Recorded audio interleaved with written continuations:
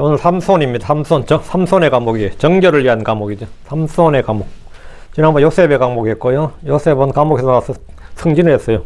삼손은 감옥에서 나와서 뭐였냐, 예, 이스라엘의 구원자가 됐죠. 예. 삼손은 정결을 위한 감옥입니다. 예, 사사기 16장 28절 말씀 같이 읽겠습니다. 예, 이제 감옥에서 붙들려 나왔습니다. 예, 붙들려 나온 상태입니다. 자, 삼손이 이제 기도하는 장면이에요. 자, 사사기 16장 28절.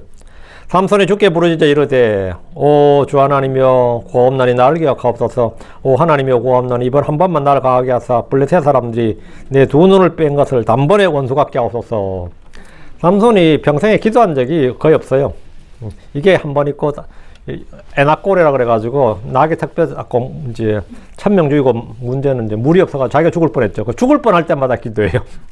그 외에는 뭐 워낙 힘이 좋기 때문에 기도할 일이 없는 사람이에요. 근데 죽을 때 되면, 이제 죽을 판 되면 기도해야죠, 어떻게. 죽을 판 되면 기도하는데, 여기서도 이제 기도하고, 예, 죽었죠. 기도하고 이스라엘 구원하고 죽었어요. 자, 오늘은 삼손은 정결을 위한 감옥. 자, 기도하고 시작합시다. 위대하시고 거룩하신 주 하나님 아버지, 하나님의 사람들도 좀 고난을 받고 징계를 받고 시험을 받고 여러 가지 어려움에 겪을 때가 있습니다. 그러나 주님께서 우리를 모든 것에서 구원하시는 구원자, 구출자십니다. 아버지 하나님, 또 주님께서 모든 것을 변화시킬 수 있는 분입니다. 물을 피로 변하게 하실 수도 있고 물을 포도즙으로 변하게 할 수도 있습니다. 주님께서는 무엇이든 뜻대로 움직이시는 분입니다. 전능하신 주 하나님께서 삼손을 태어나게 하시고 그에게 힘을 주셨다가 또 그가 낮아짐을 당하고 또 이제 또 이스라엘의 구원자로 또 다시 힘을 얻게 하셨는 이런 과정을 봅니다. 이 시간 말씀의 은혜가 모든 성도들에게 크고 강하게 임하여 주시를 원하며 듣는 모든 성들이 말씀을 통해 참 새롭게 되도록 영과 마음이 새롭게 되게 해주시고 저희가 겪는 여러 가지 다양한 시험을 이상하게 여기지 말고 당황하지 않고 그것을 불평하지 않고 오히려 주님께서 저희를 연단하시고 또 그것을 통해서 저희를 정련하신다는 사실과 또 저희를 높이신다고 그리고 회복시키시는 분임을 저희가 믿고 인내로 소망 중에 기다릴 수 있는 성도들을 해주시길 원합니다. 모든 성도들이 삶 가운데서 영적 체험이 풍성하게 하시고 열매가 넘치게 해주십시오. 승리하도록 해주십시오. 감사드립니다. 주의 승리도 합니다. 아멘. 예, 지금 우리는 감옥에 갇힌 사람들이란 주제로 말씀을 전하고 있습니다. 어떤 사람은 이 세상이 사람들의 거대한 감옥이다. 이 지구 자체가 감옥이다. 이거 지구 자체가 이 지구 자체가 사실은 죄인들 있잖아요. 온 땅에 다 죄수들이야. 죄인들이란 말은 죄수들이죠.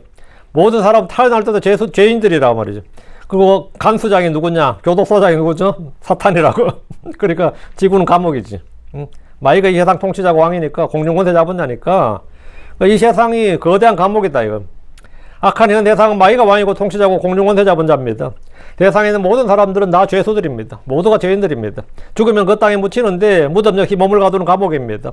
지옥은 죽은 사람의 혼을 가두는 감옥이고 범죄한 천사들의 감옥입니다. 어떤 이는 인생 자체가 내 인생 자체가 감옥이라 그럽니다. 어떤 아이들은 학교가 감옥 같다 그럽니다. 학교가 감옥 같다. 학교 가기 싫다 그러죠. 어떤 애들은 직장이 감옥 같아서 아침에 출근하는 길이 뭐 도살장에 끌려가는 어린 양과 같다 이러면서 직장 가는 사람도 있습니다. 감옥이라 그래요. 어떤 사람은 자기 집이 감옥이나 다를 바 없다고, 집이 뭐 스윗홈이어야 되는데 막 퇴근길이 나는 무섭다 그러면 이러면 오히려 난 직장이 낫다, 난 퇴근길이 두렵다, 집이 감옥이나 다를 바 없다고 말합니다. 어떤 마누라가 자기 남편한테 그랬어요. 왜 나한테 하루에 3번 밥을, 니는 왜 삼식이냐? 왜 내가 밥을 3번씩은 해줘야 되나? 이렇게. 그거는 법이다. 그렇게. 그런 법이 세상에 어딨냐는. 본래 교도소에서는 죄수들을 3번 준다. 그 마누라가 간수고 나니까 자기가 집에 죄수다 이거야. 그래 밥 얻어 먹는 것 뿐이다. 이렇게. 집이 감옥이다 그래요. 감옥에 다를 바 없다.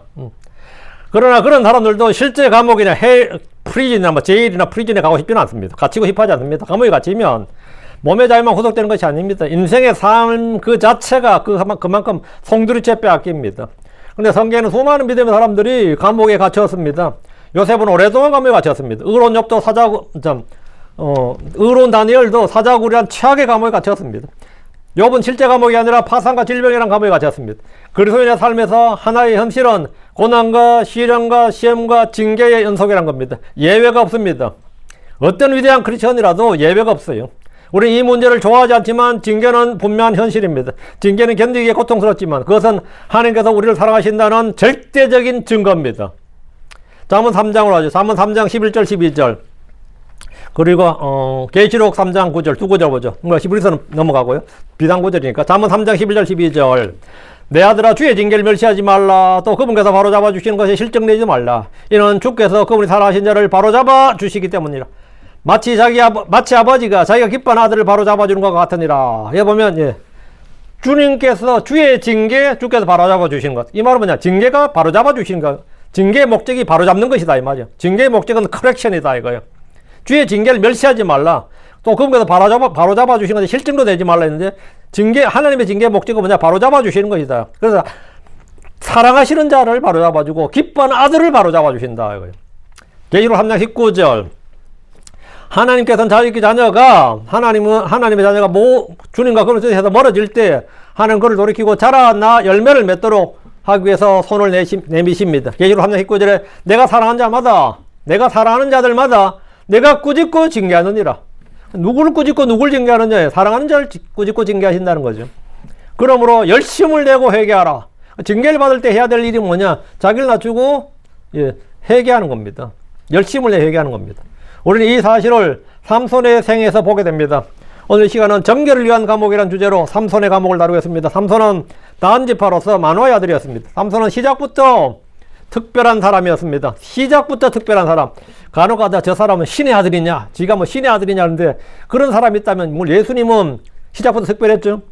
구약에서 그런 사람 하나 찾으라면 솔로몬이 아닙니다. 삼손이에요. 삼손이 시작부터 특별한 사람이었습니다. 세상에서 신의 아들이라 불리는 사람이 있다면 삼손이야말로 그에 적합한 사람이었습니다. 그의 출생은 주의 전사를 통해 선포되었고 그는 모태에서부터 나시린으로 구별되었습니다. 그의 사역도 모태에서부터 이미 태어나기도 전에 결정났습니다. 그는 어릴 때부터 주의 영으로 충만했고 이 세상 누구도 그를 힘으로 이길 수가 없었습니다. 삼손은 져본 적이 없어요. 누가 삼손과 맞짱을 떠서 삼손을 이길 수 있는 사람이 지구상에 있었냐면 없었다 이거예요. 세상에 잘난 사람 많지만 삼손같이 복받은 사람, 잘난 사람, 강한 사람, 힘센 사람은 없었습니다. 물론 우리가 다윗과 골리앗 할 때 다윗이 골리앗을 이겼다지만 진짜 골리앗과 1대1로 맞붙어 싸워서 이길 사람은 사실 삼손밖에 없어요.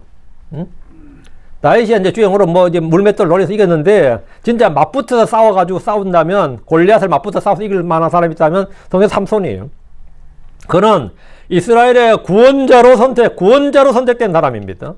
하나님 그에게 초능력이라 할 수 있는 힘과 권력과 지위를 주셨지만 그는 육신의 정욕을 만족시키기 위해서 모든 걸 허비했습니다. 그는 자기 방식대로 살고 싶어 했고 그 반역의 대가를 혹독하게 치렀습니다. 오늘 이 시간 우리는 그 자리로 내려가서 하나님의 길에서 벗어난 성도들에게 어떤 일이 일어난지를 함께 보려고 합니다. 사사기 13장 보셨으니까 13장 5절 13장 5절 그가 태에서부터 하나님께 바쳐진 나신이라고 말합니다. 태에서부터 모태에서부터 하나님께 바쳐진 나시린 삼손에 나시린은 본래 말이죠. 자기가 결심하는 거예요. 하나님께 자기가 서원하고 자기가 결단하는 거라고 헌신하는 거라고. 근데 삼손은 처음부터 하나님이 수태고지에서 주님께서 삼손을 태어나게 하셨고 태에서부터 하나님께서 특별히 택정하셨다 그러죠. 이건 예정설이다. 이게 삼손은 예정된 사람. 태에서부터 하나님께 바쳐진 나시린이 될 것이라고 말합니다. 이것은 작은 일이 아닙니다. 삼손이 태어나기 전에 이미 그의 출생이 예고되었고 모태에서부터 하나님께서 친히 택하시고 세우신 사람입니다. 하나님 그를 통하여 이스라엘을 필리스틴의 손에서 건지실 계획을 가지고 계셨습니다. 삼손의 부모는 불임으로 아이가 없었음에도 하나님은 그들을 통해 한 아이를 주셨습니다. 그의 출생은 자연적인 것이 아니라 신적 개입입니다. 신적 개입 주권 계획이었다는 점에서 하늘이 낸 사람, 하늘이 내린 사람 하죠. 그게 천재란 뜻이고 하늘이 내린 사람의 뜻이에요. 그 하늘이 내린 사람이었습니다. 태어나기도 전에 주님으로부터 수태고지를 받은 사람으로는 아브라함의 아들 이삭이 있고 한나의 계단 사무엘이 있고 다윗의 아들 솔로몬이 있고 사가랴의 아들 요한이 있고 다음에 마리아 아들 예수 그리스도가 있습니다. 그 중에 하나가 이 사람이에요. 그 중에 하나가 이 사람이에요. 삼손이라고. 이들은 모두 특징이 뭐냐? 예수 그리스도의 모형이 된 사람들입니다. 예수 그리스도의 모형이 된 사람들이에요. 삼손은 결코 평범한 사람이 아니었고 주께서 그를 이스라엘의 사사로 삼으셨습니다. 그래도 놀라운 것은 그처럼 큰 부르심을 받은 사람이 그 부르심에 합당한 삶을 전혀 살지 못했다는 겁니다. 성경은 하나님의 사람들의 삶을 조금도 미화하지 않습니다. 신격화하거나 영웅화하지 않습니다. 삼손은 영웅이야. 정말 뭐 신적인 존재지. 그러지 않는단 말이죠. 우리가 볼 때 삼손은 그냥 평범한 사람보다도 그 이하로 보입니다. 성경 그들이 넘어질 수 있음을 숨기지 않고, 그들이 징계를 받을 수 있음을 부끄러워하지 않고, 그들이 다시 돌아올 수 있음을 절망적으로 보지도 않습니다. 오히려 성경은 하나님의 은혜가 얼마나 깊은지, 하나님의 징계가 얼마나 귀한 것인지, 그리고 하나님의 능력이 얼마나 변함없는가를 보여줍니다. 오늘 우리가 살펴볼 삼손의 이야기는 바로 그런 진리를 가장 선명하게 보여주는 인물입니다. 그래서 우리는 중요한 교훈을 배웁니다. 부르심이 크다고 해서 사람이 자동으로 성숙해지고 성장하는 것은 아닙니다. 이삭도 그렇고 솔로몬도 그렇고 뭐 침례 요한도 마찬가지. 부르심이 크다고 해서, 하나님의 부르심이 있고 하나님의 택하심이 있고 하나님의 기름 부으심이 있고 하여튼 부르심이 크다고 해서 그 사람이 자동적으로 성장하고 성숙한 것은 아니다 이거예요. 하나님의 많은 선물이, 우리 은사라 그러죠. 하나님의 많은 선물이 성품을 대신하지 못하고, 크나큰 능력이 거룩함을 대신하지 못하고, 기름 부음이 믿음과 순종을 대신하지 못합니다. 기름 부음을 받았다 해서 자동적으로 순종이 되는 게 아닙니다. 사울 왕도 기름 부음 받은 왕입니다. 솔로몬도 기름 부음 받은 왕이에요. 기름 부음이 순종을 대신하지 못합니다. 삼손은 분명히 큰 능력의 소유자였습니다. 맨손으로 사자도 찍었고, 사자를 맨손으로 찢었다고요. 사람하고 사자는요, 급이 다릅니다. 급이 달라. 아무리 뭐 사람이 천하장사니 뭐 해봐요. 뭐 사자 앞발에 그냥 휘두른 그 펀치력이 그냥 가요. 그거는 뭐 물리적인 문제라고.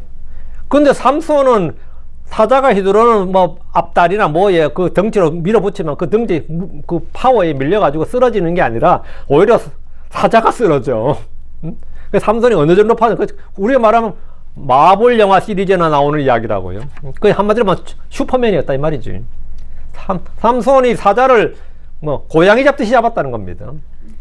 그럼 맨손으로 사자를 찍었잖아. 그 칼창이 아니라 맨손으로, 돌도 안 썼어요. 그 힘이 어느 정도인지 알겠죠. 맨손으로 사자를 찢었고, 대규모 적군도 물리쳤고, 그를 묶은 결박도 쉽게 끊었습니다. 그러나 그는 자기의 마음의 정욕을 다스리지 못했습니다. 그는 하나님의 뜻보다 자기 눈과 자기 마음을 더 따랐습니다. 그리고 마침내 그는 감옥으로 내려가게 됩니다. 나시린이라는 것은 기본적으로 주를 위해 따로 구별된 사람, 주를 위해 헌신된 사람입니다. 나시린은 머리를 자르지 말아야 됩니다. 포도주나 독주를 마시지 말아야 되고, 포도나무에서 난 것을 먹지도 말아야 됩니다. 사체와는 어떤 접촉도 피해야 됩니다. 우리는 삼손이 스스로 머리를 자른 기록을 갖고 있지 않습니다. 드릴라가 그 일을 대신해 줬습니다. 삼손이 포도나무 열매를 먹었다는 기록도 없습니다. 그러나 삼손은 사체와 접촉, 죽은 사체와의 접촉을 해서 나시린 서원을 어겼다는 증거는 충분합니다. 삼손은 율법의 명령을 지키기를 거부했고, 그것은 그의 생명과 사역의 대가를 치르게 했습니다. 모든 행동에는 결과가 따른다. 모든 일에는 책임이 따른다. 삼손의 길은 불순종의 길이었습니다. 그러나 삼손의 일은 단지 실패의 본문이 아니라 징계의 본문이요, 정련의 본문이고 회복의 본문입니다. 무엇보다 하나님의 은혜가 사람의 약함을 통해 더욱 분명하게 드러나는 본문입니다. 삼손은 눈이 뽑혔고, 손에 쇠사슬이 채워졌고, 맷돌을 돌리는, 지하 감옥에서 맷돌을 돌리는 자리에 떨어졌습니다. 사람의 눈으로 보면 그의 인생은 완전히 끝난 겁니다.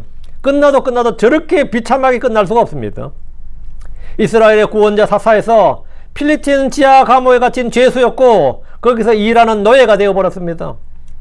삼손은 끝났다고 봐도 전혀 이상하지 않습니다.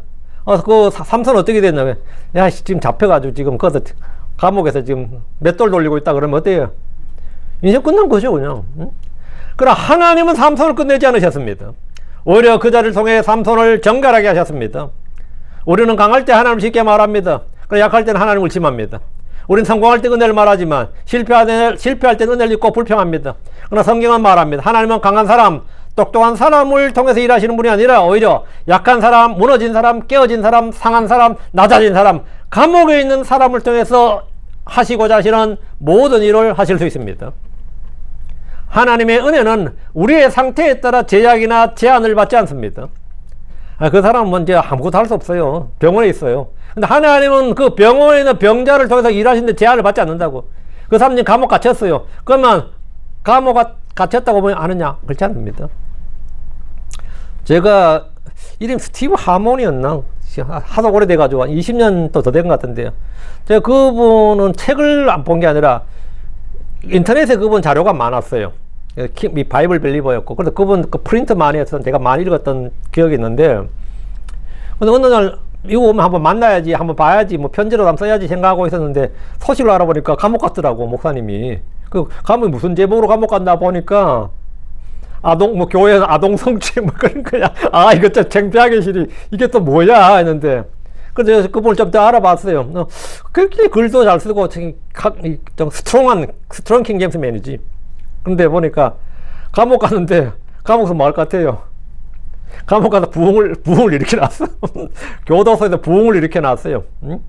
그분이 어쩌다 죄를 저 감옥 간 건 맞는데, 뭐 감옥 가서 뭐 하고 있느냐면 이 밖에서도 사익 조절하고 있어. 감옥에서 죄 수달한테 복음을 전하는데 얼마나 감옥이 좋냐. 그것도 잘 해야 이 죄 수달 인정받지. 잘 못하면 맞아 죽어요. 응? 근데 감옥에서 생사를 걸고 복음을 전한 거예요. 그 사람은 감옥 갔다 전부 다 끝났다 그러는데, 그럼 우리 입장에서는 뭐 목회가 끝났다, 인생 끝났다, 뭐 가족들 입장에서 뭐 끝났다 하는지 몰라도 하나님은 끝나지 않았습니다. 그 감옥에 그 프리즌에서 그분이 있는 감옥에서는 외부 목사가 필요 없다잖아요. 그 간도들 이 사람이 있는데 뭔 외부 목사가 와가 설교할 필요 없다고. 이 사람이 하면 된다고요. 자기 내 자체 조달이 되는 거예요. 사람의 눈으로 보면 완전 끝난 인생이었는데, 하나님은 병실에 있는 사람이든 감옥에 있는 사람이든 심지어 뭐 무덤에 있는 사람도 쓰십니다.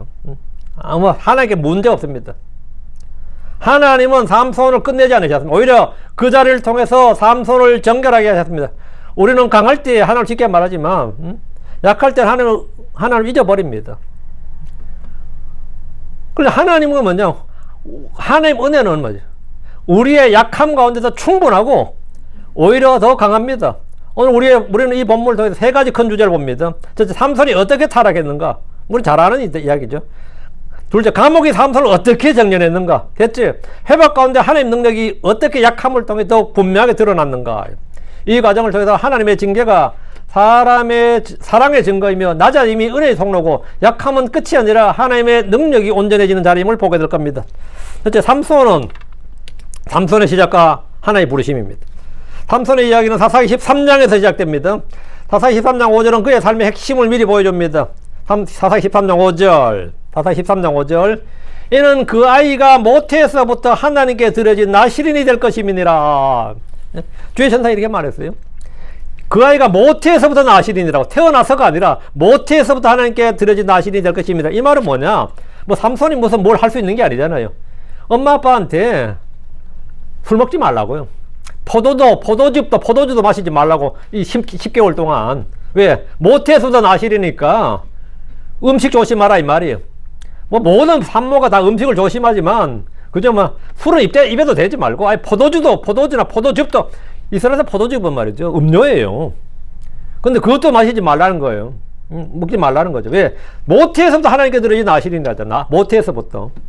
이 말씀은 삼손이 자신의 능력으로 출발한 것이 아니라 하나님의 선택과 계획으로 시작했다는 뜻입니다. 그는 태어나기 전부터 하나님께 드려진 구별된 자였습니다. 나시린의 삶은 민수기 16장에 잘 나오고요. 나시린은 주를 위해 거룩히 구별된 사람이었습니다. 그는 머리에 삭도를 내지 말아야 됐고, 포도주나 독주를 마시지 말아야 됐고, 죽은 몸과의 접촉도 피해야 됐습니다. 포도도 건드리지 못하고요. 이것은 단지 종교적 규칙이 아니었습니다. 그것은 그를 구별해주는 구별의 표지였습니다.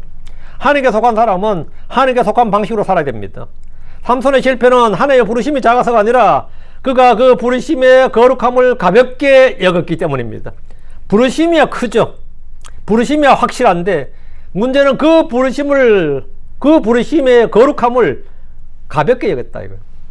그는 하나님의 사람으로 부름받았으나 세상 욕망의 눈을 빼앗겼습니다. 사사기 14장 1절 3절에 보면 그는 필리스틴 여인을 사랑했고 그녀를 원했습니다. 그는 육신의 정욕과 안목의 정욕을 따랐습니다. 그의 시선이 먼저 무너졌고 그 다음 그의 마음, 생각이 무너졌고 마침내 그의 발걸음이 무너졌습니다. 삼손은 이방 여인을 좋아했고 이스라엘 밖에서 아내를 택했습니다. 그는 심지어 창녀를 찾기까지 했습니다. 그의 정욕이 이성을 압도했고 그는 넘어졌습니다. 삼손은 엄청나게 힘이 센 사람이었습니다. 한 번에 1,000명을 죽였고 성문의 문짝을 들고 어깨에 메고 갔고 붙잡힌 자리에서도 벗어났고 결박도 끊어냈고 여러 놀라운 일들을 아주 쉽게 해냈습니다.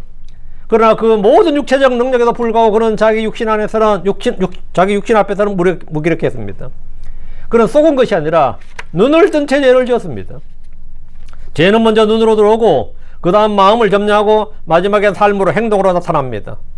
여기서 우리는 매우 중요한 사실을 봅니다. 삼손의 문제는 힘이 없었어가 아니라, 힘이 적어서가 아니라 충분한 힘, 넘치는 힘을 제대로 다스리지 못해서 죄를 지었다는 겁니다. 힘이 없어서 죄를 지은 게 아닙니다. 힘이 없어서, 힘이 약해서 어쩔 수 없이 죄를 지었다가 아니라 오히려 힘이 넘쳐서 죄를 지은 겁니다. 힘이 넘쳐서. 적들을 단신으로 이길 수 있는 충분한 힘이 있었지만 자기 마음과 자기 생각과 자기 욕망을, 자기 정욕을 이길 힘이 없었습니다. 그는 외적인 싸움에는 강했지만 내적인 싸움에는 약했습니다. 많은 사람들이 이와 비슷합니다. 바깥의 문제는 해결하지만 자기 안의 죄는 다루지 못합니다. 우리는 이미 전에 우리를 망하게 하는 것들에 대해서 공부한 적이 있습니다. 우리를 망하게 하는 것들이 뭐냐요? 우리 속에 있는 죄의 권능, 죄의 정욕, 탐심, 탐욕, 우리 속에 있는 것들이다 이 말이죠. 우리를 망하게 하는 것은 육신의 정욕, 죄의 정욕, 탐욕, 부패, 이는 우리 속에 있는 것들입니다. 솔로몬을 보십시오. 그는 힘이 약해서, 지혜가 없어서, 물자가 부족해서 죄를 지은 게 아닙니다. 그는 너무너무 넘쳐나고 부족한 게 없는 사람이에요. 그러면서 그는 인생 말년에 우상 숭배자로 철저히 타락했고 망했습니다. 삼손의 인생 초반은 하나님의 은혜로 시작됐지만 그의 중반은 자기 뜻대로 더럽혀졌습니다. 그래서 우리는 먼저 분명히 알아야 됩니다. 하나님이 어떤 사람을 크게 사용할 수 있다는 사실이 그 사람을 자동으로 안전하게 한다는 뜻이 아닙니다. 그 참 큰 목사님이지 수천 명을 인도한 목사님이지 어떤 사람 어떤 큰 그 사람이 하나님이 그 사람을 크게 사용했다고 해서 그 사람이 자동으로 안전하다는 뜻이 아닙니다. 오히려 더 큰 은혜가 더 큰 책임을 요구합니다. 삼손은 그 책임을 져버렸습니다. 삼손의 타락은 점진적이었습니다. 삼손은 하루아침에 어느 날 쫄딱 망하거나 무너진 사람이 아닙니다. 그의 붕괴는 서서히 그러나 분명하게 진행되었습니다. 그는 처음부터 감옥으로 달려간 것이 아니었습니다. 그는 오히려 자신의 욕망을 따라가다가 점점 더 깊은 곳으로 내려갔습니다. 이것이 죄의 길입니다. 죄는 한 번에 드러나는 경우보다 오랫동안 사람 안에서 자라나다가 나중에 큰 모습으로 나타나는 경우가 많습니다. 사사기 14장 1절에서 3절 보면 삼손은 자신의 부모의 조언보다 자기 눈을, 자기 판단을 더 따랐습니다. 하나님 그에게 이스라엘 가운데서 길을 정해줘야지만 그는 그 길을 따르지 않았습니다. 그는 불순종의 시작을 작은 일처럼 여겼습니다. 그러나 불순종은 작은 일로 시작해서 큰 무너짐으로, 큰 멸망으로 끝납니다. 사사기 14장 8절에서 9절에 삼손은 죽은 사자의 몸에서 꿀을 가져왔고 그것을 부모에게 알리지 않았습니다. 여기서 뭐가 드러납니까? 그는 이미 자신이 하나님께 구별된, 자신이 하나님께 드려진 나실이라는 사실을 가볍게 여기고 있었습니다. 설마 엄마 아빠한테는 차마 그 말을 못하고 머리카락 안 자른 것만 가지고 자기는 나실은처럼 살고 있는 것처럼 속인 거죠. 하나님이 금하신, 하나님이 금지하신 경계를 흐리기 시작했습니다. 죄는 우리의 생각과 양심에 민감함을 무디게 합니다. 처음에는 분명히 죄로 느껴졌던 것이 나중에는 아무렇지도 않게 보입니다. 그때가 가장 위험합니다. 삼손의 삶을 보면 그는 단지 한두 번 실수한 것이 아닙니다. 그는 습관적으로 자기 욕망을 쫓았습니다. 사사기 14장 12, 14절에는 그가 수수께끼를 내어서 스스로 자존심을 만족했고, 사사기 15장 3절에서 5절에 보면 보복과 폭력을 통해 자기 분노를 해소하려 했습니다. 사사기 16장 1절에서는 창녀에 들어서 자기 정욕을 해결하려 했습니다. 그럼 뭐든지 자기 마음대로 다 하는 겁니다. 뭐든지 자기 마음대로예요. 사사기 16장 16절 17절에서는 들릴라의 반복된 유혹이 결국 무너집니다. 이것이 무서운 점입니다. 삼손의 문제는 단순히 외적 유혹이 아니었습니다. 그의 내면에 이미 유혹에 반응하는 구조가 자리 잡고 있었습니다. 그는 하나님보다 자신의 감정과 욕망을 더 신뢰했습니다. 그는 자기 자신을 다스리지 못했고, 자기 눈을 지키지 못했고, 자기 마음을 지키지 못했습니다.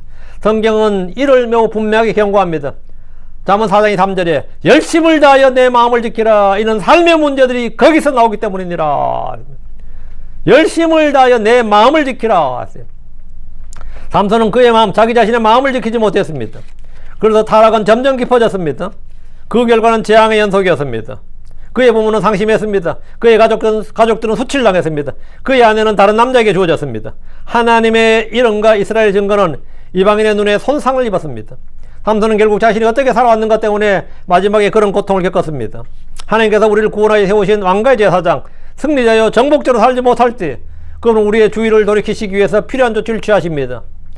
주님께서 여러분을 그분의 정결을 위한 감옥으로 보내시기 전에 지금 바로 주님과 관계를 바로잡는 일을 시작해야 됩니다.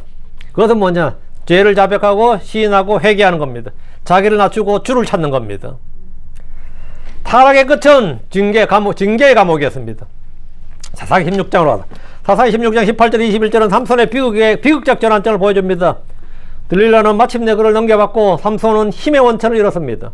그는 머리카락이 잘리고 눈이 뽑히고 필리스틴 사람들의 손에 끌려갑니다. 그리고 그는 필리스틴의 감옥으로 갔었습니다. 이것이 바로 징계의 감옥입니다. 감옥은 사람의 모든 것을 빼앗는 자리입니다. 인신을 구속한다는 건 뭐냐, 그의 시간을 빼앗는 거죠. 그의 행동, 활동을 빼앗는 거고, 자유를 빼앗는 것이고, 그의 인생을 빼앗는 겁니다. 그의 인생을 빼앗는 거예요. 그는 가족이나 친구들, 자기 백성과의 교제를 잃었습니다. 이스라엘의 사사로서의 지위와 신분을 잃었습니다. 죄는 우리에게 귀한 모든 것을 빼앗아갑니다. 우리가 누려야 할 모든 걸 빼앗아가는 게 뭐냐, 그게 죄입니다. 죄는 순결을 빼앗고, 가정을 빼앗고, 미래를 빼앗고, 증거를 빼앗고, 능력을 빼앗고, 우리에게 주어진 시간을 빼앗고, 우리의 인생을 빼앗고, 우리의 모든 뜻과 계획과 꿈을 다 빼앗습니다. 그게 죄입니다. 죄는 우리를 약탈하고 상처 입히고 부러뜨리고 무너뜨립니다.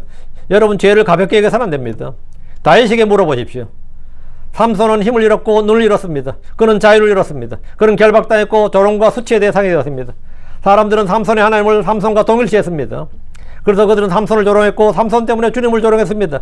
그의 증거는 무너졌고 그는 자신의 죄의 결과로 묶였습니다.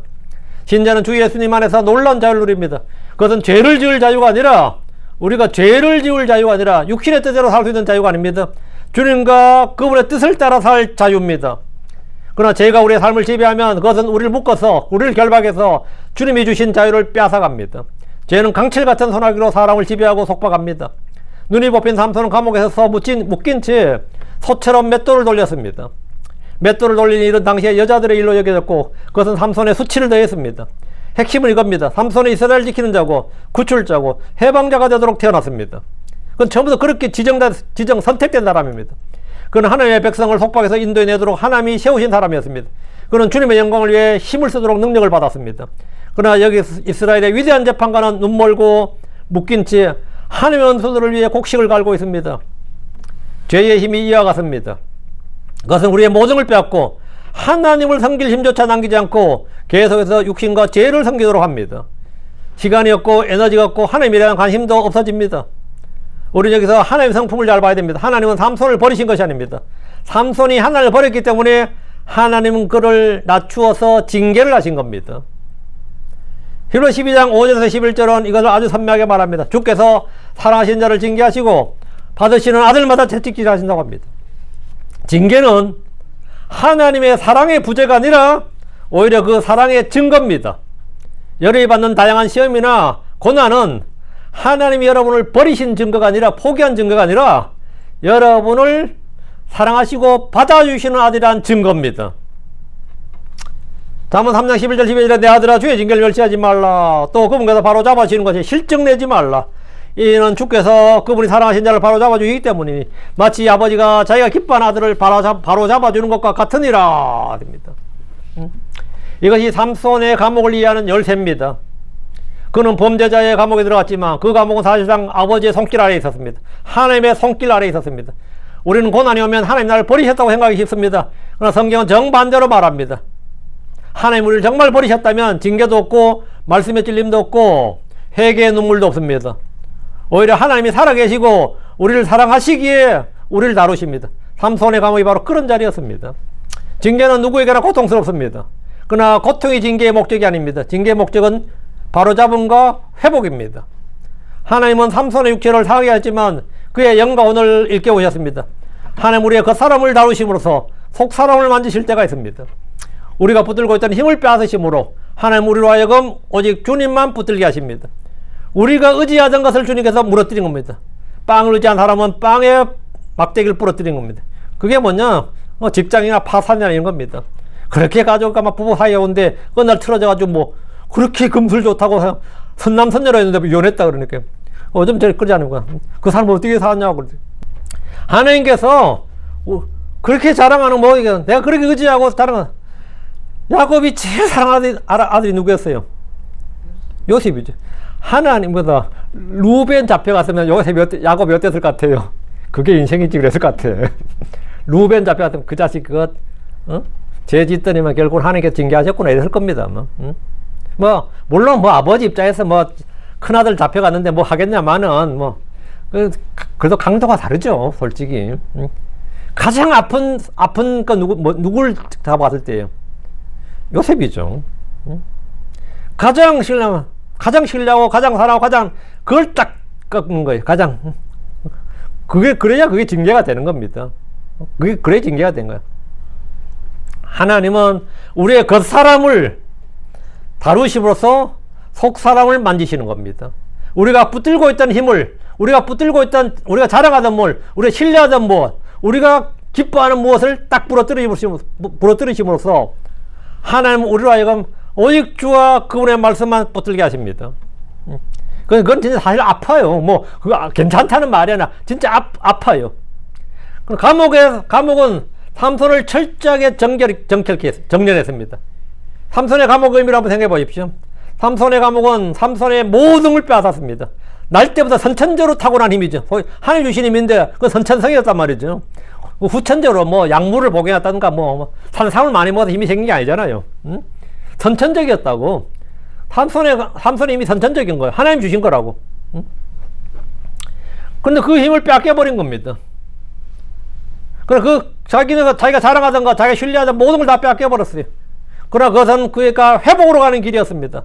삼손은 어둠과 결박과 수치 속에서 몇 달을 보냈을 것 같습니까?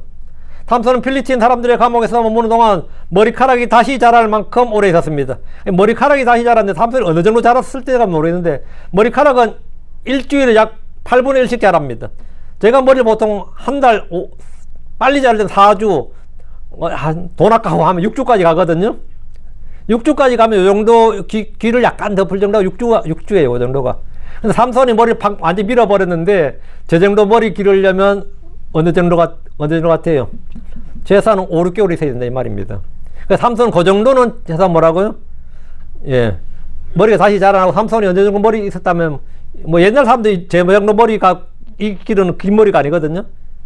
옛날 삼손 치렁치렁하는 머리 같이 그 정도까지는 아니니까 그 정도 있었다 그러면 삼손 몇 년 있었던 거고요. 그 정도는 아닐 것 같고. 어느 정도 머리가 자란 상태니까 일주일에 8분의 1씩 자란다면 삼손은 최소한 감옥에 5, 6개월이 있었던 거예요. 최소 5, 6개월은 있었어요. 예. 꽤 오랫동안 감옥에 있었다 이 말입니다. 그러나 그에게 감옥은 단지 갇혀있는 장소 아닙니다. 삼손의 감옥은 하나님께서 그를 징계하시고 낮추시고 돌이키게 하시는 정련하시는 장소였습니다. 삼손은 감옥에서 눈먼 자로 있었습니다. 눈이 뽑혔어요. 그는 결박당했고 조롱당했고 그곳에서 소처럼 맷돌을 돌렸습니다. 이 모든 과정은 그의 자존심과 자아를 철저하게 무너뜨렸습니다. 날 때부터 성령 충만했고 부족함이 없이 살았던 삼손입니다. 누구에게 져본 적이 없는 사람이에요. 패배란 것은 삼손에게 있을 수가 없는 이야기예요. 전쟁에서 패배를 경험해 본 적이 없고 누구와 싸워서 밀려본 적도 없는 그렇게 잘난 사람이 삼손이었습니다. 그는 그 땅에서 진정한 챔피언이었습니다. 도전자들은 누구든지 짓밟을 수 있는 힘을 가졌습니다. 야, 한 명씩 오지 말고 한꺼번에 와 해도 되는 사람이 삼손이에요. 1000명 있는데 1000명한테 한꺼번에 와, 한꺼번에. 시간 없으니까 한꺼번에 안 돼. 다 죽여줄게. 이런 사람이 삼손이었어요. 그런 사람이. 그런 그가 무너진 겁니다. 그를 무너뜨린 것은 필리스틴 군대도 아니었고 그의 애인 들릴라가 아니라 자기 속에 있던 죄의 정욕, 주의 법을 무시하는 에사와 같은 망령된 행실이었습니다. 그리고 바로 그 무너짐 속에서 하나님은 그를 정결케 하셨습니다. 성경 하나님께서 자신의 백성을 연단하신다고 가르칩니다.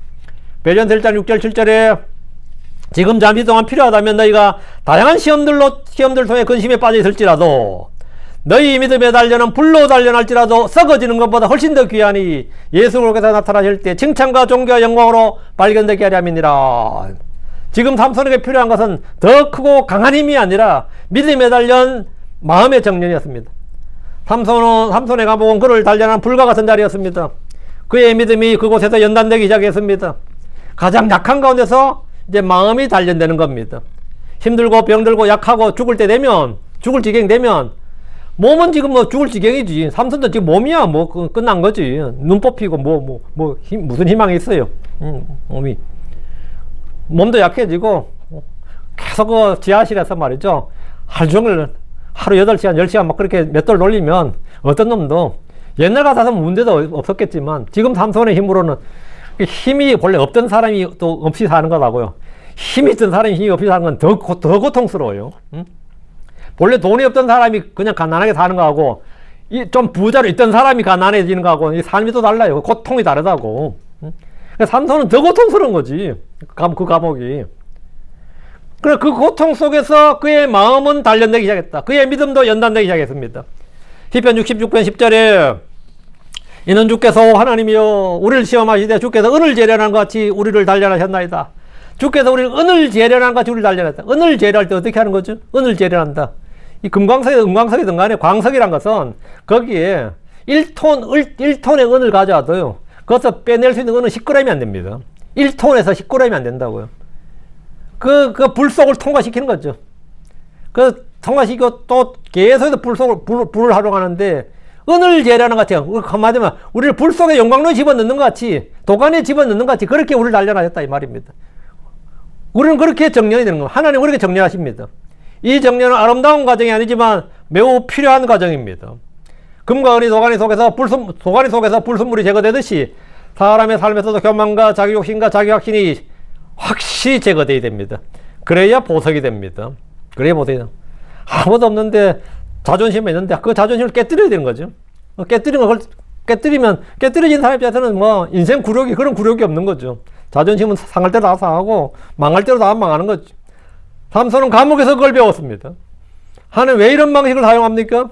왜 한 번에 회복시키지 않습니까? 그것은 사람의 깊은 죄성 때문입니다. 우리는 너무 쉽게 원래 방식으로 돌아갑니다. 그래서 하나님 우리를 철저히 다루시는 겁니다.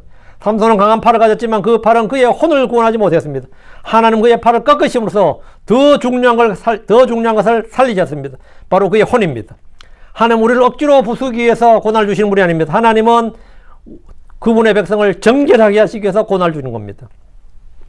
시편 119편 67절 내가 고난당하기 전에 길을 벗어났나이다. 그러나 이제는 주의 말씀을 지켰나이다. 71절 내가 고난당한 것이 나를 위해 좋으니 이로써 내가 주의 법규들을 배우게 되었나이다. 삼손도 고난을 통해서 주의 법규를 배워야 했습니다. 자, 삼손의 몸은 무너졌으나 그의 혼은 살아났습니다. 얘도 우리는 아주 깊은 진리에 도달합니다. 삼손의 몸이 무너졌습니다. 눈이 뽑혔다는 것은 한마디로 말하면 모든 걸 뺏긴 건 아세요? 눈은 몸에서 일부에 불과하지만 눈이 뺏겨버리는 순간이 뭐죠? 사실 거의 모든 걸 뺏긴 겁니다. 눈이 뽑혔고 감옥에서 고된 노동으로 몸은 지쳤고 원수들 앞에서 재주를 부리고 춤을 춰야 되는 수치 속에 있었습니다. 인간의 한마디로 모욕감을 주는 거죠. 굴욕감을 주는 겁니다. 그러나 그의 혼은 그 무너짐 속에서 되살아났습니다. 사람 종종 육신의 건강과 힘을 영적 생명으로 착각합니다. 그러나 성경은 그렇지 않습니다. 그 사람은 부패할 수 있고 몸은 상할 수 있고 삶의 형편은 무너질 수 있습니다. 그러나 그 속에서 우리의 혼은 하나님 앞에서 더 깨어날 수 있습니다. 고린도서 4장 16절에 이런 까닭에 우리가 낙심하지 아니하니 도리어 우리의 그 사람은 썩어 없어질지라도 그러면서 속사람은 날마다 새로워지는도다 했습니다. 삼손에게 바로 이것이 일어났습니다. 강할 때 삼손은 자기 자신을 신뢰했습니다. 그러나 약할 때 그는 하나님께 부르짖기 시작했습니다. 삼손이 언제 기도했느냐를 보시면 돼요. 삼손이 언제 기도했느냐? 삼손이 2번 기도했는데 둘 다 죽을 때였습니다. 죽게 되었을 때예요. 그는 약할 때 하나님께 부르기 시작했다고요. 삼손이 주를 잡고 부를 때는 언제나 죽을 지경이 되었을 때입니다. 그가 주를 잡고 부르기 시작한 것, 이것이 진정한 변화입니다. 근데 드디어 그의 입에서 주님이 나오는구나. 감옥은 그를 단지 벌주기 위한 장소가 아니라 회개하게 만드는 장소였습니다. 그는 더 이상 자신의 손을 의지할 수가 없었습니다. 더 이상 자신의 눈을 의지할 수가 없었습니다. 그래서 마음으로 하나님을 찾게 된 겁니다. 이제 자기 힘도 없어요. 하나님께서 힘을 주시지 않으면 아무것도 할 수 없는 겁니다. 하나님이여 내게 힘을 주소서 해야 되는 겁니다. 내게 힘을 주소서 이렇게. 이것이 낮아짐의 은혜입니다. 하나님 어떤 사람을 진정으로 높이기 전에 낮추십니다. 잠언 29장 3절에 사람의 교만은 그를 낮추리라. 그러나 명예는 영이 겸손한 자를 떠받치리라. 했습니다. 영이 겸손한 자를 주님이 존귀하게 하신다고요. 명예를 주신다고요. 삼손은 낮아졌습니다. 그러나 바로 그 낮아짐 속에서 하나님은 그를 다시 일으킬 준비를 하셨습니다. 이 낮아짐의 은혜가 오늘 우리에게 필요한 겁니다. 우리가 약해질 때 하나님 우리를 버리지 않으셨습니다. 오히려 우리에게 가장 가까이 다가오십니다. 시편 34편 18절에 주께서는 상한 마음을 가진 그들에게 가까이 계시며 또 통회하는 영을 가진 그런 자들을 구원하시는도다. 상한 마음을 가진 그들에게 가까이 계시고 통회하는 영을 가진 그런 자들을 구원하신다고. 삼손은 감옥에서 몸만 상한 것이 아니라 상한 마음, 상한 영, 통회하는 영을 갖게 된 겁니다. 몸이 상한 것은 부차적인 것이고 이제 영이 상한 거죠. 마음이 상했죠. 통회하는 영을 갖게 되었다고. 그러니까 주님이 그에게 가까이 계신 거지. 그는 철저히 상했고 부서졌고 통회하게 되었습니다. 그리고 하나님은 그와 가까이 계셨고 그를 구원하셨습니다. 삼손의 마지막 기도는 회복의 증거였습니다. 사사기 16장 28절이죠. 여기 삼손이 부르짖는 장면이 나옵니다. 자, 사사기 16장 28절. 그리고 삼손이 주를 부르며 말하였더라. 주를 부르며 말하였더라. 이게 기도입니다. 주를 부르며 말하는 게 기도예요. 응? 오, 주 하나님이여 나를 기억하옵소서. 내가 주께 간구하오니 나를 강하게 하소서. 내가 주께 간구하오니 이번 한 번만. 오, 하나님이여 내가 내 두 눈으로 인한 원수를 필리신 사람들에게 한 번에 갖게 하옵소서. 두 번도 아니다. 이거 단번에 끝장내자 이거죠. 한 번에 갖게 달랐잖아요. 응? 이것은 짧은 기도처럼 보이지만 그 안에 놀라운 변화가 들어있습니다. 그는 더 이상 자신을 드러내지 않습니다. 자신을 드러내지 않아요. 그는 더 이상 자기 이름을 높이려 하지 않습니다. 그는 하나님께 돌아섰습니다. 기도는 회복의 첫 열매입니다. 사람이 진짜로 깨어나면 기도합니다. 제가 클수록 기도는 적어지지만 하에게 은혜가 임하면 기도가 다시 살아납니다. 삼손이 이제 눈으로 보지 못했지만 믿음으로 하나님을 찾고 구하고 불렀습니다. 그의 육신의 눈은 뽑혀서 소경이 되었지만 그의 영적인 시력이 회복된 겁니다. 그는 오, 주 하나님이여 나를 기억하옵소서 하면서 주 하나님을 불렀습니다. 오, 주 하나님이여. 응? 이것은 언약의 이름입니다. 주 하나님이여. 이건 언약의 이름이에요. 그는 자기가 누구인지보다 하나님이 누구신지를 먼저 인정한 겁니다. 이것이 회복입니다. 회복은 상황의 변화 이전에 마음의 변화입니다. 환경의 변화, 처지의 변화, 나의 변화, 이게 하나님을 향한 마음의 변화예요. 삼손은 그때 비로소 진짜로 하나님께 속한 사람이 된 겁니다. 이 기도에 하나님 응답하셨습니다. 사사기 16장 30절은 그가 그 기둥들을 밀어서 무너뜨렸고 그때 죽은 자가 산 자보다 더 많았다고 합니다. 이 사건은 단지 삼손의 개인 복수극이 아닙니다. 이것은 하나님이 징계받은 자를 통해 마지막 사역을 이루신 위대한 구원입니다. 삼손은 자신의 죽음을 통해 이스라엘을 구원했고 죽음을 통해서 살았을 때 한 일보다 더 큰 일, 더 많은 일을 했다는 겁니다. 이렇게 죽을 때 사람이 할 수 있는 일이 뭐 있어요? 아무것도 없죠. 유언하는 것 빼고 없지 않아요. 근데 죽으면서 자기의 죽음을 통해서 살았을 때 한 일보다 더 많이 했다. 그 삼손 20년간 사사했거든요. 그러니까 20년 전체 총합보다 이날 하루에 더 많은 일을 했다. 더 많은 일을 했다 이거예요. 더 큰 구원자를 더 큰 일을 했다 이거예요. 죽음으로써 살았을 때보다 더 많이 일을 했다. 이건 누굴 이야기하는 거죠? 예수님이죠. 예수님은 자신의 죽음을 통해서 뭡니까? 죽음의 권능을 가진 자 마귀를 멸하셨다 이거예요. 죽음을 통해서 사망을 멸하셨고 죽음을 통해서 구원을 이루셨고 주님은 3년 반 동안 공생의 사이 복음서 기록된 크고 많은 일을 하셨지만 사실은 십자가에서 죽은 그 몇 시간 죽으실 때 그때가 가장 큰 일을 하신 거예요. 모든 일을 다 합친 것보다 더 많은 일을 하신 겁니다. 죽음을 통해서. 삼손은 바로 사사로서 민족의 구원을 위해서 이스라엘 구원을 위해서 예수님은 온 세상의 구원을 위해서 온 인류의 구원을 위해서 죽으심을 통해서 일을 했다 이거. 삼손은 바로 그 일에 삼손 주께서 같이 말씀하신 일을 한 번도 안 했어요. 삼손 주의 영을 받은 사사지만 단 한 번도 주께서 만군의 주께서 같이 말씀하시는 일을 한 번도 한 적이 없는 예언자가 아니었습니다. 삼손은 뭘로 감 주님을 예표했느냐? 자신이 행한 일로 예표하는데 그 일 중에 뭘로? 사자 때려잡고 하는 일로 아니라 죽음을 통해서 그 한 가지 일로 예수님을 예표한. 그래서 히브리 11장에 믿음의 사람의 삼손의 이름이 딱 나오는 겁니다. 응? 삼손의 이름이 딱 나와요. 우리가 삼손이 뭔 놈 믿음이 있었나 싶었지만 이건 정말 삼손이 마지막에 그냥 빛나는 믿음을 보여준 거죠. 응? 삼손은 스스로 자신을 죽음에 내줬습니다. 스스로. 이거 뭐 나한테 단 한 번만 해달라는 말은 나 여기서 죽어도 좋다는 거거든요. 같이 죽겠다는 거잖아요. 응? 삼손은 스스로 자기 자신의 몸을 희생물로 한번 죽음에 내준 겁니다. 그래서 그곳에 있던 모든 필리스틴 사람들을 죽임으로써 이스라엘의 구원을 주었습니다. 삼손의 마지막은 그의 살아생전 모든 날들 동안보다 그가 한 어떤 일보다 더 영광스러운 순간이었습니다. 왜냐하면 그 순간 그는 자기 힘이 아니라 하나님을 의지했기 때문입니다. 자기의 타고난 힘이 아니라 그때는 하나님의 힘이 왔기 때문이에요. 왔어요. 그래서 우리는 다음 사실을 놓치지 말아야 됩니다. 삼손이 마지막 마지막에 강해서 쓰임받은 것이 아닙니다.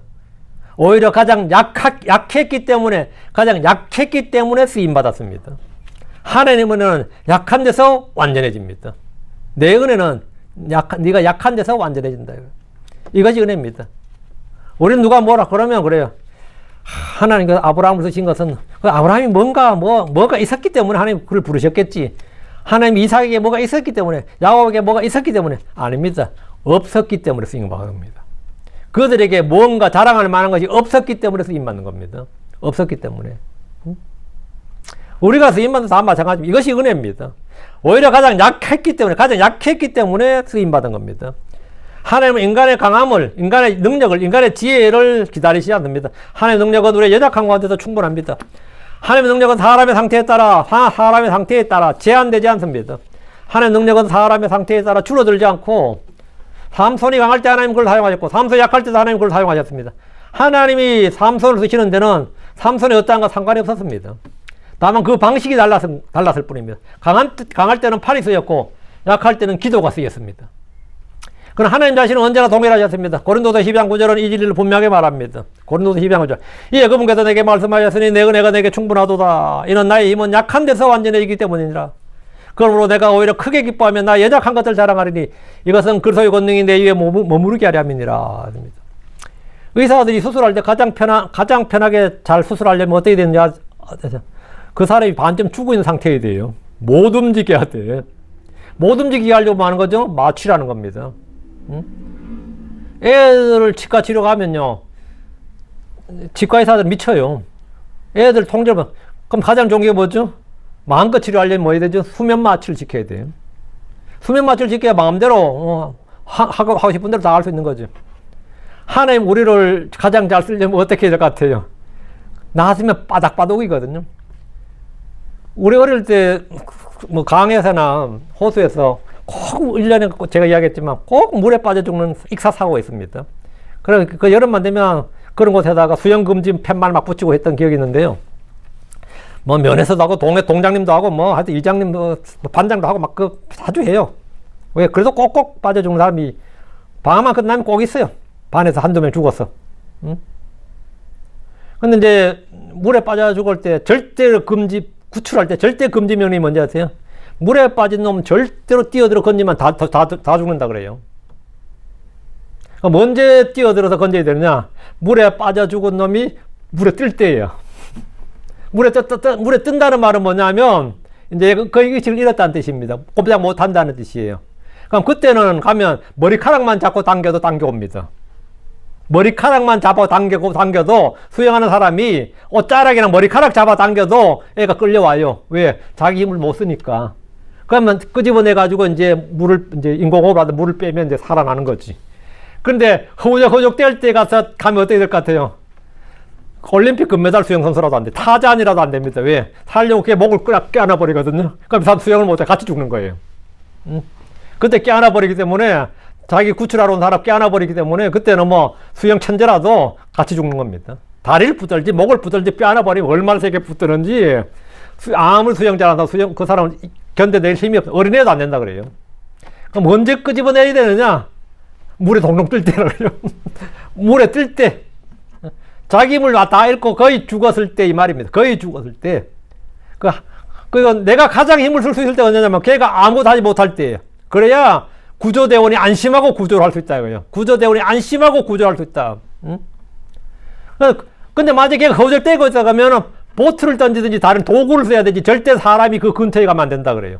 근처에 가면 같이 죽는 겁니다. 같이 죽는 거예요.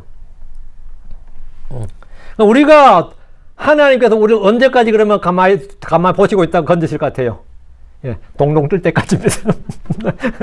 아주 완전히 여러분이 그냥 허우적 떼고 아직까지 뭐 붙을 힘이 들 때가 아니라 동동 뜰 때까지예요. 하나님의 사용 방법입니다. 그럼 주님께서 이 말씀이 뭐냐? 나의 힘은 약한 데서 완전해진다. 니들이 아무것도 할 수 없다고 할 때 그때 하나님께서 마음대로 하실 수 있는 겁니다. 하나님께서 우리를 마음대로 사용하실 수 있는 거예요. 뭐 팔을 이리 제낄 때 이리 제끼고 하고 왜? 의식이 없으니까 마음대로 할 수 있는 거죠. 그러므로 내가 오히려 크게 기뻐하며 나 연약한 것을 자랑하리니 이것은 그리스도의 권능이 내 위에 머무르게 하려 함이니라. 이것은 단지 위로의 말씀이 아닙니다. 이것은 하나님의 일하시는 방식에 대한 선언입니다. 저도 이제 힘이 점점 이제 나이가 들면 점점 힘이 없어지니까 지금 되어서는 뭐 설교를 준비해도 뭘 해도 그래요. 요즘은 이제 하나님을 점점 더 부르게 되는 것 같아요. 전에 그냥 앉아서 다다다 타이프 치고 뭐 여기저기 책 찾아가지고 막 하고 있는데 이제는 그렇게 안 되는구나. 힘이 떨어진 거 알았거든요. 근데 그게 별로 그렇게 제가 이제 이것도 이제 갱년기 증상인데 저도 이제 갱년기가 와가지고 갱년기 증상인데 한 가지 좋은 점은 있어요. 내 육신의 힘이 하나님의 힘으로 대치되는구나. 이걸 지금 느껴요. 앞으로 몇십 년 이제 이렇게 이제 살게 되겠구나. 점점 더 하나님을 의지하게 되겠구나. 의지할 수밖에 없는 거지, 지금은. 응? 자꾸 막 헛소리 막 나오고 하니까 이제 전에는 그런 게 없었으니까. 근데 이제는 그것도 기도하게 되거든요. 헛소리 하지 않게 해주십시오. 이렇게 말 헛나오지 않게. 그런 전에 기도할 일이 아예 없었어요. 아예. 응? 근데 이제는 그렇게 그런 것까지 다 기도하게 되는 거. 다 기도하게 돼, 이제는. 응? 왜? 실수가 막 잦으니까요. 막 성기 사람 이름이 막 틀려지고 막 그러거든요. 이러다 제가 롯과 룻을 헷갈린 거 아닌가 싶고 막 그래요. 이러다 진짜 막 롯 해야 될 때 룻하고 막 이런 거 아닌가. 이렇게 생각하니까 이제 내가 약해지는 걸 느끼죠. 약해지는 걸 느끼니까 뭐 나은 거죠? 하나님 더 기도하게 되는 거죠.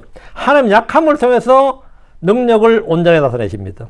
바울은 그래서 내가 약할 그때 강함이니라 이렇게 내가 약할 그때 강함이니라 이렇게 말합니다. 삼손의 감옥은 바로 이 원리를 잘 보여줍니다. 그는 강할 때 조롱했습니다. 약할 때 기도했습니다. 그러나 하나님은 강할 때도 하나님 일이 되게 하셨고 그가 약할 때도 하나님 일이 되게 하셨습니다. 인간의 상태는 하나님의 일하심, 하나님의 능력에 한계를 두지 못합니다. 그래서 매우 중요한 신학적 확신입니다. 하나님은 삼손이 전성기일 때만 일하신 것이 아닙니다. 오히려 삼손이 무너질 때 역사하셨습니다.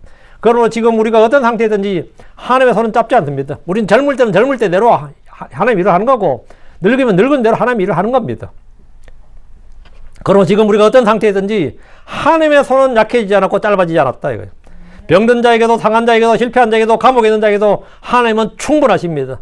내가 지금 여기 뭐 휠체어에 있는데 뭘 하겠습니까? 할 수 있어요. 휠체어에 있어도 할 일이 많이 있어요.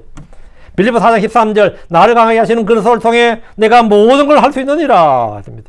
이 능력은 삼손이 젊을 때만 받은 것이 아닙니다. 감옥 안에서도 주어졌습니다. 다만 그 형태가 달랐을 뿐입니다. 젊을 때는 전투의 능력이 있었고 감옥에서는 회개의 능력이 있었습니다. 그러나 모두 동일한 주님의 능력입니다. 삼손의 감옥은 하나님께서 그를 다시 쓰시기 위한 자리였습니다. 하나님은 삼손을 감옥에 묻어두려고 하신 것이 아닙니다. 하나님 그를 정련하여 다시 쓰시기 위해서 그 자리에 두었습니다. 이것이 하나님의 방법입니다. 때로는 낮추시고 때로는 멈추게 하시고 때로는 잃게 하시고 때로는 부서지게 하셔서 그 뒤에 더 깊은 목적을 이루십니다. 삼손의 마지막 사연은 참으로 비극적이면서도 영광스럽습니다. 그는 죽음으로 끝났습니다. 그건 참 비극적이죠. 그러나 그의 죽음은 하나님 드시는 도구가 되었습니다. 사사기 16장 30절은 그의 죽음으로 인해 필리스틴 사람 가운데 많은 자가 죽었다고 말합니다. 그가 죽을 때 자신의 죽음으로 자기 백성을 위해서 큰일을 한 사람으로 예수 그리스도의 죽음의 예표가 되었습니다. 인간의 관점에서 이 세상의 관점, 우리가 관점 볼 때 이제 비참한 채운 건 사실입니다. 그렇게 말년에 그렇게 감옥 갇혔다가 그렇게 죽은 건 비참한 채우죠. 삼손의 회복은 부분적일 뿐이었습니다. 그는 필리스틴 사람들의 자신이 한 일에 대해 복수하긴 했지만 여전히 눈멀고 묶이고 부서진 채 죽었습니다. 아무리 회개해도 이미 사라진 것들을 이전처럼 되돌릴 수는 없습니다. 그것은 회개가 충분하지 않다는 뜻이 아니라 죄의 결과가 늘 남는다는 뜻입니다. 어떤 사람들은 세상으로 나갔다가 주님에 의해 다시 돌아왔지만 죄의 결과들 그대로 평생도록 안고 남은 날들을 살아야 됩니다. 삼손의 죽음은 하나님의 관점에서 마지막 구원의 행위였습니다. 하나님은 우리가 생각하는 성공의 기준으로 자신을 제한하지 않습니다. 그는 강함을 통해서 일하시고 약함을 통해서 일하시는데 성공 속에서도 일하시고 실패 속에서도 일하십니다. 평안 속에서도 일하시고 감옥 속에서도 일하십니다. 그럼 우리의 상태가 하나님의 뜻과 계획보다 크지 않습니다. 삼손의 몸은 분명히 망가졌습니다. 그러나 그의 영과 혼은 더 강해졌습니다. 외적인 생명은 약해졌지만 내적인 생명은 오히려 깊어졌습니다. 그는 더 이상 눈으로 보지 못했지만 믿음으로 주님을 봤습니다. 더 이상 자기 팔로 싸우지 못했지만 하나님께 매달렸습니다.